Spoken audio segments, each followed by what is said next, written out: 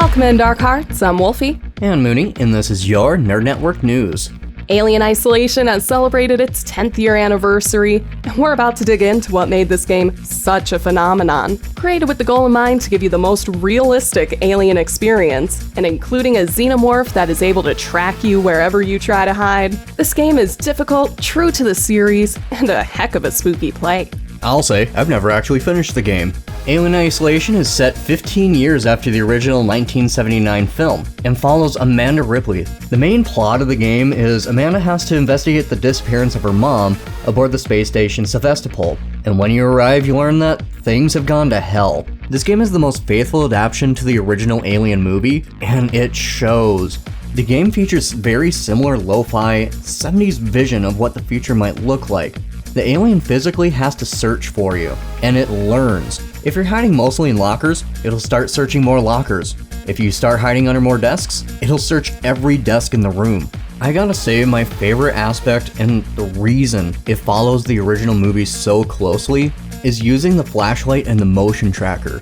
And the sound of using it, if the alien is close enough, will draw it to you. You also gain access to different weapons like the revolver, a shotgun, a bolt gun, a flamethrower, and a stun baton throughout the game. And the alien is not the only thing roaming on the station. You come across other survivors who are quite hostile, and the synthetics turn on you, so you have to avoid them and everything else, all the while trying to escape Sevastopol Station alive. Possibly the most exciting thing coming out of this 10th year anniversary is the announcement that the original developers, Creative Assembly, are working on a sequel to Alien Isolation. Woohoo! We don't have a name for the game, there aren't many details available, but it just warms my cold xenomorph heart to know that we are gonna get a sequel finally, after 10 to 15 years depending on how long development takes. I'm also wondering if this new game might serve as the sequel to the recently released Alien Romulus. Perhaps instead of starring Amanda Ripley, maybe the sequel is going to center around Andy and Rain and let us know how their adventure turns out.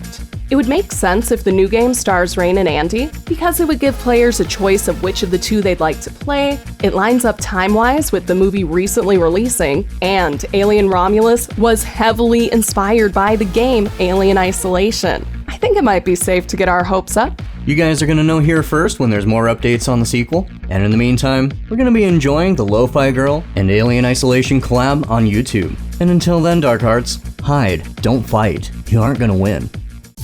NNN would like to thank our listeners for tuning in. And our radio sponsor, 88.1 FM, KVSC, your sound alternative.